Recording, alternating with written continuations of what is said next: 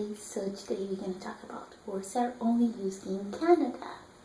Let's start with this popular expression, hey.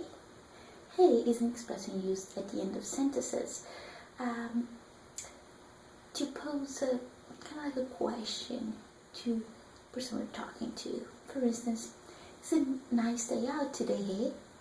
So it turns a regular sentence, it's a nice day out today, into a question that will require a reply from the other person. It's a nice day out today.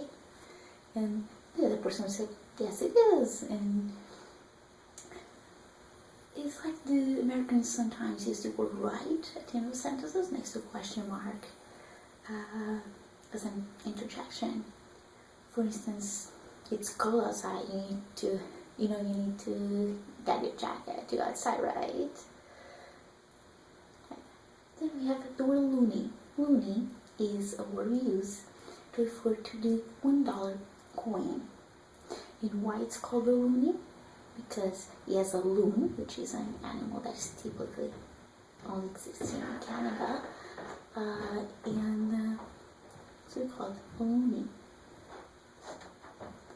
So if you're in Canada and you're going to hear this all the time, coffee shops, grocery stores, oh, I'm getting you loonie, and it's loonie is $1 coin.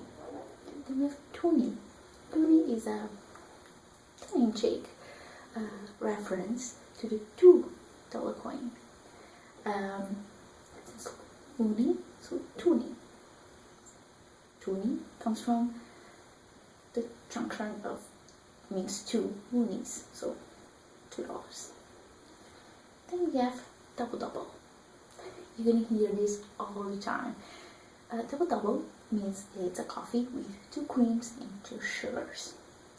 It was made famous by the Canadian coffee chain Tim Hortons. That was founded and created by the legendary hockey player Tim Horton,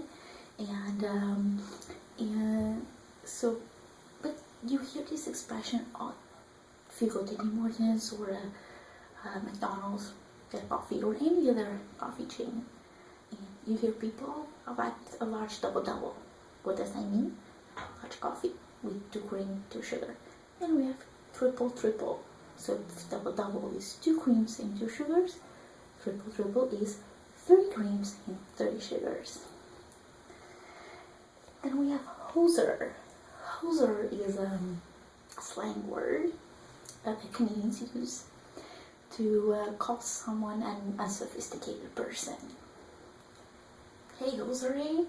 This was made famous by a TV show that on SCTV called Great White North, where 2 Canadian actors portrayed all the stereotypes you can imagine of Canadians in Canada, with the characters Doug and Bob McKenzie.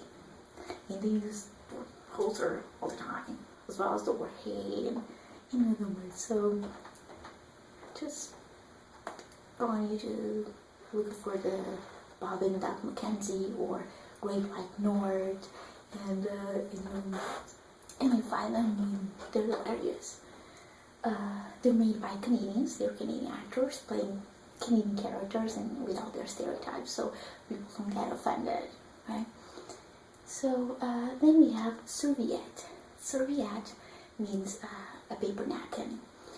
Serviette is the French word for napkin, and as in Canada, all packages are written put in English and French.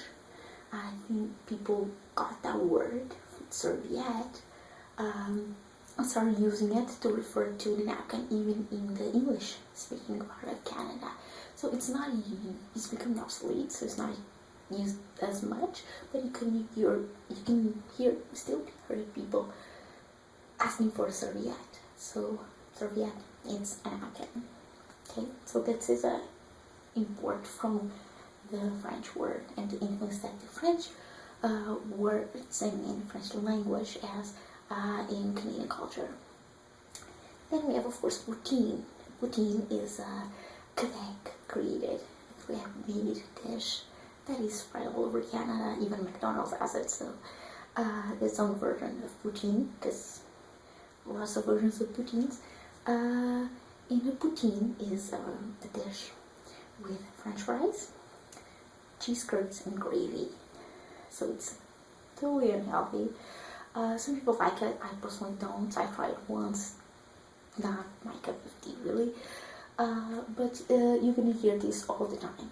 Poutine, especially in Montreal and in Quebec. They have all poutineries, so which are places only specialized in making poutines, and they have the different versions of poutines with other ingredients added as well. But the basic of a poutine is French fries, gravy, and cheese curds. Like I said, McDonald's has its own version. McDonald's in Canada has its own version of poutine, so you can go to McDonald's and ask for poutine and try it. And like I said, not really my cup of tea. So it's all for today. To keep the video short, this list, of course, is not exhaustive. I'm gonna make other videos in the future with other words and expressions that typically use in Canada, and you know, they are different from other countries. But I hope you like this video and you learn a little bit more about Canada and about some expressions you can hear on your everyday life when coming to Canada, either to visit or to live, to immigrate. Okay, so